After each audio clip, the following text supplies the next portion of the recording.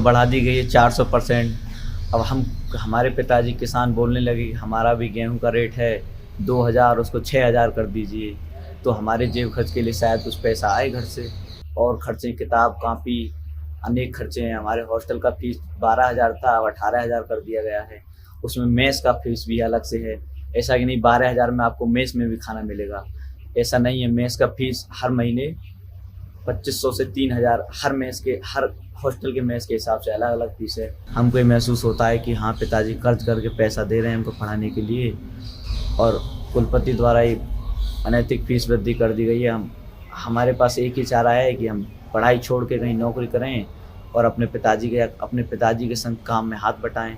Fees वृद्धि को लेकर अगर देखा जाए तो महज कुछ सालों में जैसे 5% या 4% ऐसे कुछ क्राइटेरिया निर्धारित होनी चाहिए। 400% मतलब एक साथ वृद्धि करना एक प्रकार की समस्या को जन्म देता है। ऐसे में समाज में कहीं न कहीं देखा जाए तो सामाजिक स्तर पे एक वो लेयर क्रिएट हो जाएगा कि पेट्रियार्की का जो हम लोग एक सपना देखते हैं कि इसको धीरे धीरे ख़त्म किया जाए, तो हमें लगता है वो ये है कि एक हद तक असफलता होगी।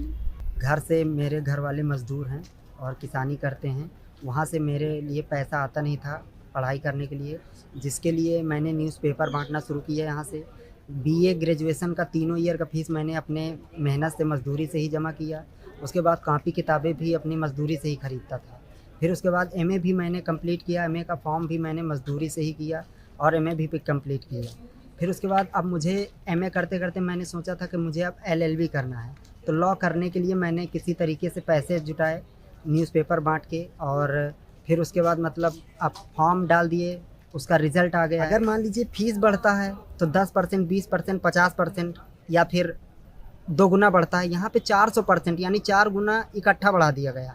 इससे जो है हम लोगों को दिक्कत हो रही है। हम लोग इतना फ़ीस यहाँ पे नहीं भर सकते हैं, क्योंकि हमारी आमदनी जो है मज़दूरी की वो 2 से 2,500 महीने की मिलती है। 2 घंटे न्यूज़पेपर बांटते हैं। इससे जो है गरीब तबके का जो है लड़का छात्र जो है वो शिक्षा से जो है वंचित हो जाएगा। इलाहाबाद यूनिवर्सिटी में ख़ास तौर से वही बच्चे पढ़ने आते हैं जो अधिकतर किसान के लड़के होते हैं, मज़दूरों के लड़के होते हैं, गांव से निकल के आते हैं यहाँ पे उच्च शिक्षा हासिल करने के लिए। हमारे गांव जगतपुर थाने चांदमऊ ग्राम में किसी ने अभी तक मास्टर कंप्लीट नहीं किया एससी वर्ग में, एससी कैटेगरी में, और मैं किसी तरीके से गांव से निकल के यहाँ तक पहुँचा हूँ। अगर मुझे भी इसी तरीके की प्रताड़ना झेलना पड़ेगा तो मैं भी शिक्षा से वंचित हो जाऊँगा, मैं भी गाँव की ओर चला जाऊँगा।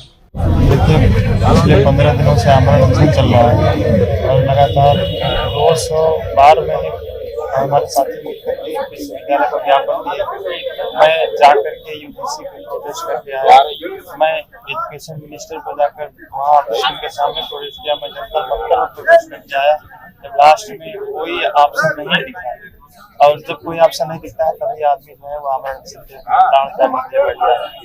और मैं पिछले 15 दिनों से यहाँ पर बैठा हूँ, न तो विश्वविद्यालय प्रशासन वार्तालाप करने आ रहा है, न जिला प्रशासन कोई ऐसा तरीका निकाल रहा है जिससे हमारे वार्तालाप हो, और न ही मेडिकल चेकअप के लिए कोई चेकअप करने आ रहा है। मतलब इतनी स्थिति विश्वविद्यालय की खराब हो गई है, कुलपति इतनी तानाशाह हो गई है कि उनके दबाव के कारण न तो यहाँ पर चेकअप करने आ रहे हैं, पुलिस प्रशासन जो है वो लाठियां चार्ज कर दे रहे हैं लड़कों का। कल हम लोग यहाँ पर प्रोटेस्ट हमारा चल रहा था, इसी दौरान ही हम लोगों का तख्ती जो था सब हम लोगों का हटा के लगे थे, सब हटा के और पूरी व्यवस्था को व्यवस्था में बदल दिए। और कहीं न कहीं मुझे जो है यहाँ से मेरे साथी लेकर दूसरी जगह चले गए, और ये अव्यवस्था विश्वविद्यालय की तरफ से। मैं बिहार के पूर्वी चंपारण जिले से हूँ। मैं इलाहाबाद विश्वविद्यालय इसलिए आया क्योंकि यहाँ का फी बहुत कम था। अब फी बढ़ने से काफ़ी मुश्किल होगी हमें। अगर एलएलबी करना होगा उसकी फ़ी बहुत ज़्यादा बढ़ गई है। इसके लिए हमें कोई एक्स्ट्रा काम करना होगा तभी हम अफोर्ड कर पाएंगे फी को। सर, जो 4 गुना फीस बढ़ी हुई है, अगर बात करते हैं मेन कैंपस की, तो मेन कैंपस में 947 रुपये फीस थी और अभी 3700 रुपये हो गई है। मेन कैंपस के एफिलेटेड कॉलेजेस हैं, 12 से 13 एफिलेटेड कॉलेजेस हैं, जिसकी फ़ीस अभी लगभग 2000 ली जाती है ग्रेजुएशन में। अगर उस हिसाब से देखें तो बच्चे 8000 9000 रुपये सिर्फ ग्रेजुएशन करने के लिए देते हैं। अगर बात करते हैं एमए की, तो ईश्वर सर एंड सीएमपी यहाँ सब पे 9000 10,000 रुपये एमए फर्स्ट ईयर की फीस है, फिर सेकंड ईयर की फीस है। अगर इसमें 4 गुना बढ़ता है तो हम लोग को 34,000 35,000 रुपये सिर्फ पोस्ट ग्रेजुएशन करने के लिए इलाहाबाद विश्वविद्यालय में ये फीस देनी होगी। तो हमें नहीं लगता कि ये जो जिस हिसाब से वाइस चांसलर ने फीस बढ़ाई है वो फीस उनको नहीं बढ़ानी चाहिए थी, क्योंकि अगर वो मेन कैंपस का ही सोच रहे तो एथलेटिक कॉलेजेस का भी सोच लें, क्योंकि वहाँ पे भी ग्रामीण अंचलों से ही बच्चे आते हैं पढ़ने। जी हमको पीएचडी भी करना है यहाँ से, एंशिएंट हिस्ट्री मेरा सब्जेक्ट है एमए। तो हम लोग की अगर वहाँ पे जो हम लोगों ने एक पेज बनवाया है उसमें भी आप देखेंगे एक ये भी मुद्दा है कि शोध छात्रों को भी मतलब उनका स्कॉलरशिप नहीं दिया जा रहा है। तो इसके लिए भी हम लोग आंदोलन कर रहे हैं, और हमारे भाई बहन जो छोटे हैं जो अभी यहाँ पे आएंगे पढ़ेंगे उनके लिए हम लोग को लड़ना है। अगर हम लोग नहीं आगे आएंगे तो हमें नहीं लगता कि कोई और भी। लेकिन फीस बढ़ गई तो क्या लग रहा है आगे पढ़ाई हो पाएगी? फीस बढ़ गई है तो सर इससे तो दिक्कत बहुत ज़्यादा होगी। हो सकता है गांव वापस बुलाएं घर वाले, या फिर कुछ भी कर सकते हैं। अब तो हम लोग ज़्यादा वो उन पे बर्डन भी नहीं डाल सकते कि नहीं हम यहीं पढ़ेंगे। लेकिन फीस आप क्यों बढ़ा रहे हैं? आखिर इसका औचित्य क्या है? कोरोना काल में जो स्थिति बनी आप देख ही रहे हैं कि कोरोना काल में कहीं न कहीं ये छात्रों पर बोझ नहीं है, ये हमारे माँ बाप पर बोझ है, क्योंकि हमारे माँ बाप पैसा देते हैं। और किस तरीके से कोरोना काल से स्थिति अभी बनी भी नहीं और उस तरीके से 400% शुल्क वृद्धि की गई। आप अपने ऐशो आराम के लिए विश्वविद्यालय फंड से पैसे यूज कर रहे हैं, और जब छात्रों की बात आती है तो छात्रों के जेब से निकालने का काम करते हैं। ये कहीं न कहीं न्याय संगत नहीं है। मैं डॉक्टर विक्रम इलाहाबाद विश्वविद्यालय के मध्यकालीन एवं आधुनिक इतिहास विभाग में सहायक प्रोफेसर हूँ। मैं यहाँ पे विद्यार्थियों द्वारा जो आंदोलन चलाया जा रहा फीस हाइक के मुद्दे पे उसको समर्थन करने आया हूँ। मेरा ये मानना है जो फीस हाइक का मुद्दा है वो संविधान विरोधी कदम है। ये भारत सरकार के एंटी कॉन्स्टिट्यूशन है। इसके पीछे में दो तर्क हैं। पहला तर्क ये है, यदि आप पूरे विश्व को के स्तर पर देखेंगे तो जिन देशों में शिक्षा फ्री ऑफ कॉस्ट है या जिन देशों में शिक्षा निःशुल्क है उन देशों का विकास बहुत हुआ है। मसलन अगर आप देखें, खुशी इंडेक्स देखें या आप मानव विकास सूचकांक देखें तो डेनमार्क, ग्रीनलैंड, फिनलैंड जैसे देशों का, स्वीडन जैसे देशों का इन क्षेत्रों में बहुत विकास हुआ है। विकास इसीलिए हुआ क्योंकि यहाँ पे शिक्षा फ्री है, निःशुल्क है, यहाँ हेल्थ भी फ्री है। इसीलिए भारत सरकार या हमारे देश के ऑनरेबल, हमारी यूनिवर्सिटी के ऑनरेबल वाइस चांसलर का ये कदम होना चाहिए कि वो भी शिक्षा को फ्री करती, ताकि हमारे देश के बच्चे अपने शिक्षा में काफ़ी आगे बढ़ सकें। दूसरा तर्क मेरा ये है कि बाबा साहब डॉक्टर B.R. अम्बेडकर संविधान सभा में ये सवाल उठाया था कि शिक्षा को देश के अधीन चलना चाहिए, एक समाजवादी राज्य का कॉन्सेप्ट देने की कोशिश की थी। इस लिहाज से भी शिक्षा को फ्री ऑफ कॉस्ट होना चाहिए।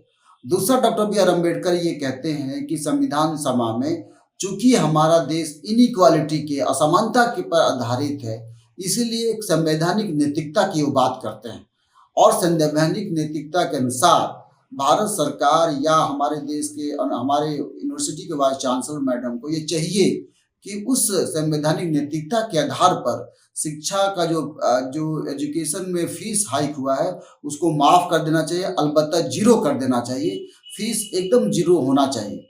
इसके पीछे तीसरा तर्क है, यदि हम इलाहाबाद विश्वविद्यालय के उस स्ट्रक्चर को देखें जहाँ पे हमारे बच्चे पूर्वांचल के ग्रामीण क्षेत्रों से आते हैं, यहाँ अलबत्ता मिडिल क्लास ही नहीं बल्कि लोअर मिडिल क्लास कहना ज़्यादा अच्छा होगा, क्योंकि SC ST OBC माइनॉरिटी के बच्चे हैं जिनका माली स्थिति बहुत अच्छी नहीं।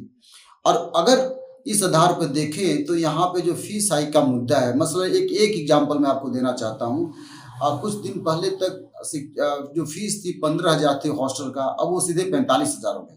अब यहाँ के बच्चों का 1,000 रुपया दे नहीं सकते, 45 रुपया कहाँ से देंगे? कुछ FIR होने की बात सामने आई है। देखिए, पिछले कुछ दिनों में अलग अलग संदर्भों में, अलग अलग सिचुएशंस में, जिसमें से एक सिचुएशन थी जब जो लोग ये प्रदर्शन कर रहे हैं उन्होंने लाइब्रेरी गेट बंद कर दिया था, जो हमारी यूनिवर्सिटी का मेन गेट है जहाँ से लोग अंदर आते हैं बाहर जाते हैं, उस गेट को बंद कर दिया था और पूरी यूनिवर्सिटी के छात्र और टीचर्स अंदर बंद हो गए थे, लॉक हो गए थे। और उस चीज़ पे जिन छात्रों का इन्वॉल्वमेंट था गेट बंद करने में, उनके खिलाफ FIR करी गई थी।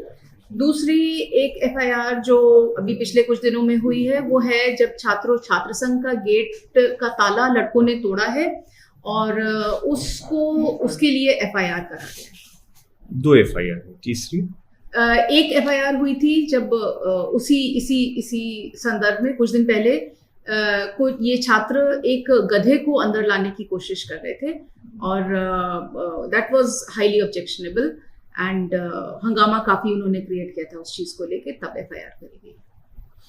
देखिए, I am a teacher and हम तो यही चाहते हैं कि एक विश्वविद्यालय की जो दिनचर्या है, एक रूटीन है, वो जितनी जल्दी हो सके उतनी जल्दी रास्ते पे लौट के आए।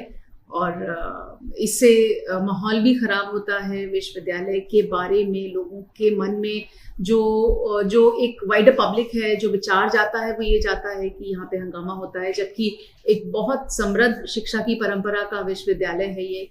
यहाँ पे पढ़ने लिखने वाले बच्चे आते हैं जो बहुत मेहनत करके अपना भविष्य बनाने की कोशिश करते हैं। तो इस किस्म के आंदोलनों से हमारी प्रतिष्ठा जो हम लोग कोशिश कर रहे हैं कि पुनर्स्थापित हो और बच्चों को नया डायरेक्शन मिले, उसको ठेस पहुंचती है। हमारे जितने बच्चे हैं जो रेगुलर स्टूडेंट्स हैं, पहली चीज़ तो उनको हमने एजुकेट किया और उनको समझाया है कि फीस क्यों ज़रूरी है, और वो हमको इस बारे में समझते हैं और वो कहते हैं हमसे कि हम समझते हैं। दूसरी चीज़ कि ये फीस वृद्धि अभी के छात्रों के ऊपर लागू नहीं है, जो बच्चे अभी पढ़ रहे हैं उन पे लागू नहीं है, उन बच्चों को बढ़ी हुई फीस नहीं देनी है, ये तो हमने पहले से ही प्रावधान करके रखा हुआ है।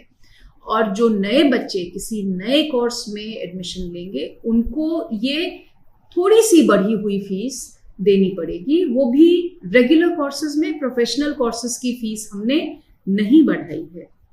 तो सिचुएशन तो यही है।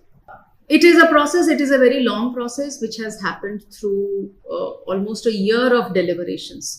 और इसमें किसी एक व्यक्ति का इन्वॉल्वमेंट नहीं होता, एक पूरा इंस्टीट्यूशन होता है जिसके स्टेक होल्डर्स होते हैं, जिसमें senior teachers, professors, academic council, executive council, एक बहुत लंबी और जटिल प्रक्रिया से फीस के बढ़ाने का काम होता है। ये एक पॉपुलिस्ट मेजर नहीं होता है और इसमें एक बहुत इंट्रिकेट फॉर्मूला को फॉलो किया जाता है। तो इसको समझने की कोशिश करनी चाहिए और ये समझने की कोशिश करनी चाहिए कि ये क्यों किया गया है। जो सरकार की जितनी वेलफेयर स्कीम्स होती हैं उसमें इन बच्चों की फीस रीइंबर्स होती है और वो रीइंबर्समेंट इनको पूरी फीस का मिल जाता है। मींस ऐसी कोई दिक्कत नहीं है बच्चों, हम लोगों की जानकारी में नहीं है। It's great to see you here. Thank you for watching our work. If you haven't subscribed yet, don't forget to click the bell icon and subscribe to Mojo Story and support independent, robust journalism.